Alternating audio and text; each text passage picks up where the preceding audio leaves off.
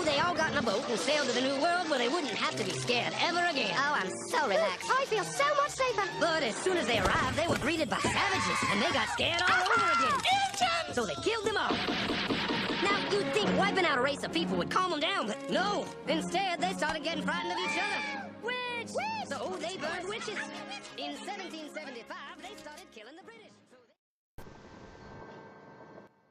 عیسائیت کی روحانی اور اخلاقی گراوٹ اور سرمایہ کا آغاز۔ سرمایہ دارانہ نظام زندگی کے غلبے کی بنیادی وجہ عیسائی علمیاتی تسخیر نہیں، بلکہ وہ روحانی اور اخلاقی گراوٹ اور زوال ہے، جس کا پہلے بڑے پیمانے پہ اظہار 11ویں اور 12ویں صدی میں عیسائی افواج نے صلیبی جنگوں میں کیا۔ اس درندگی کا اظہار بڑے پیمانے پر مسلم اسپین میں 14ویں اور 15ویں صدی عیسوی میں کیا گیا۔ 16ویں صدی کے ابتدا سے ہر بڑا یورپی ملک، انگلستان، فرانس، اسپین، بلندیز، پرتگال، شمالی اور جنوبی امریکہ پر پھر پڑا اور بڑے اور بے اندازہ لوٹ مار کر کے ایک پورے بر اعظم کو تاراج کر دیا، ایک ترقی یافتہ نہتی تہذیب فنا کر دی، اور 8 کروڑ ریڈ انڈین سرخ ہندیوں کا قتل عام 4 صدیوں تک جاری رہا۔ بلا شبہ ریاست ہائے متحدہ امریکہ USA کا قیام اور اس کی توسیع تاریخ انسانیت کا سب سے گھناؤنا جرم ہے۔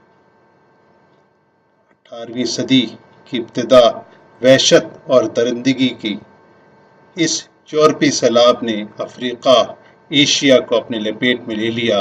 برطانوی، فرانسیسی، بلندیزی، پرتگالی اور امریکی نوآبادیاتی ریاستیں ایمپائرز قائم ہوئیں۔ یورپی ممالک نے 80 کروڑ افراد کو قتل کر ڈالا اور یورپ نے دنیا کی دولت لوٹ لی۔ 16ویں صدی کے بعد سے یورپ میں سونے، چاندی، ہیرے جواہرات اور اجناس کا انبار لگ گئے، اور اس مسلسل لوٹی ہوئی دولت سے انگلستان، فرانس، بلندیز، اسپین اور پرتگال کا ہر گھرانہ مستفید ہوا۔ ان حالت میں حرص و ہوس، شہوت و غضب، خود غرضی، بہیمیت ایک فطری اور لازمی عمل تھا۔ اسی نے عالمی قتل و غارت اور لوٹ مار نے وہ اخلاقی اور روحانی فضا کو فروغ دیا جس کے نتیجے میں عام یورپی باشندہ سرمایہ دارانہ اقدار، سرمایہ دارانہ اخلاق، سرمایہ دارانہ روحانیت کو قبول کرنے پر آبادہ ہو گیا، یعنی دنیا پرستی اور ہیومنزم، انسان کی پرستش کا قائل ہو گیا اور اس کی مذہبیت کمزور ہو گئی، اور معاشرے پر وہ طبقہ غالب ہوا جو سب سے زیادہ حریص، حاسد، سفاک، خود غرض اور خدا کا دشمن تھا۔ صلیبی جنگوں کی ابتدا سے لے کر اب تک یورپی اور امریکی عالمی قتل و غارت اور لوٹ مار کا یہ دور جاری ہے۔ 1000 سال سے زیادہ کے عرصے میں ہر مرحلہ عیسائی مذہبی پیشوا استعمار کے فطری حلیف ثابت ہوئے، استعماری فتوحات سے پوری طرح مستفید ہوئے۔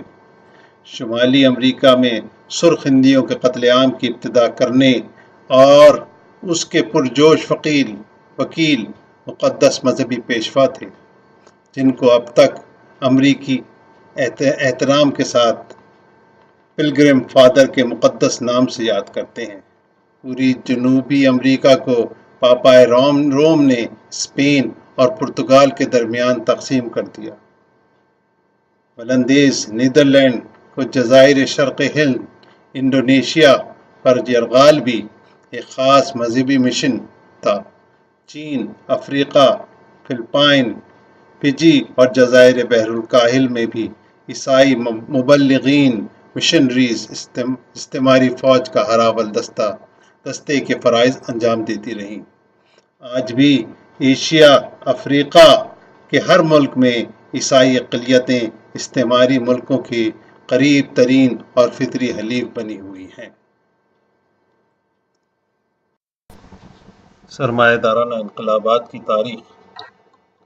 جس نظریے نے عیسائیت کی جگہ لی، عقلی طور پہ تو وہ لبرلزم اور اشتراکیت تھی، مگر جذباتی سطح پر مذہب کی جگہ جس نظریے نے لی، جس کے لیے لوگ مرنے مٹنے کے لیے تیار ہوتے ہیں، وہ قوم پرستی، نیشنلزم۔ یورپ نے 18ویں صدی سے پہلے جو ریاستیں ہوتی تھیں اس کو ہولی رومن امپائر کہتے تھے، اور جو کہ چرچ کے تابع ہوتے تھے۔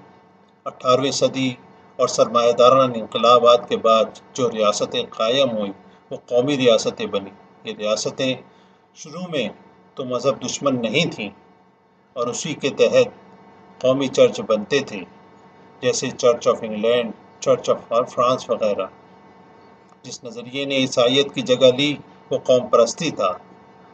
پہلے لوگ عیسائی کہلاتے تھے اور اپنے آپ کو کرسچن ڈم کا حصہ تسلیم کرتے تھے، مگر بعد میں وہ انگلش، بلندیسی، فرانسیسی بن کر ان ممالک کے شہری ہو گئے۔ سرمایہ دارانہ نظام انقلاب کے ذریعے قائم ہوتا ہے۔ اب یہ بات یاد رکھنے کی ہے کہ انقلاب کیا ہے۔ انقلاب ایک نظام اقتدار کی جگہ دوسرا نظام اقتدار قائم کرنا ہے۔ اقتدار پہ قبضہ ہی انقلاب کا محرک ہوتا ہے۔ اس کو قائم رکھنے کے لیے تو معاشرتی اور اقداری تبدیلیاں لائی جاتی ہیں، مگر خود اس کا پیش خیمہ نہیں ہوتی۔ 18ویں صدی کے آغاز تک عیسائی نظام زندگی معطل ہو چکا تھا اور اس کی جگہ ایک نظام لے رہا تھا جسے سرمایہ دارانہ نظام زندگی کہتے ہیں۔ سرمایہ داری ان معنوں میں ایک مکمل نظام زندگی ہے کہ اس کا ایک مخصوص تصور انفرادیت، تصور معاشرت اور مخصوص تصور ریاست ہے، اور تینوں سطحوں پر باہم مربوط ہیں، جبکہ آزادی، مساوات اور ترقی سرمایہ داری کے خلیقی نظریات ہیں جن کی کوکھ سے خاص سرمایہ دارانہ عقلیت جنم لیتی ہے۔ سرمایہ دارانہ انقلاب ان معنوں میں بہت مختلف تھا کہ اس نے قدیم مذاہب، اخلاقیات و اقدار اور معاشرتوں کو تحت پالا کر کے رکھ دیا۔ نتیجے میں جس قسم کا معاشرہ پروان چڑھا اس کا واحد کلمہ لا الہ الا انسان یا انسان پرستی تھا۔ انسانی معاشروں کو بنیادی طور پر جن انقلابات نے متاثر کیا وہ انقلاب فرانس اور انقلاب امریکہ ہیں۔ اس کے علاوہ انقلاب انگلستان، انقلاب روس اور انقلاب چین بھی قابل ذکر ہیں۔ 17ویں صدی کے بعد سے دنیا میں کئی سرمایہ دارانہ انقلاب برپا ہوئے جن کے نتیجے میں مستحکم قومی سرمایہ دارانہ ریاستیں وجود میں آئیں۔ سب سے پہلے کامیاب سرمایہ دارانہ انقلاب انگلستان کا گلوریس ریولوشن شاندار انقلاب تھا جو 1688 میں برپا کیا گیا۔ اس کے بعد سے کامیاب سرمایہ دارانہ انقلابات کی فہرست کچھ یوں ہے: انقلاب امریکہ 1776 اور 1823، انقلاب فرانس 1789، انقلاب روس 1717 اور 1791، جرمنی کا فاشسٹ انقلاب 1933، انقلاب چین 1949، 1966، 1972 اور 1979۔ لاطینی امریکہ کے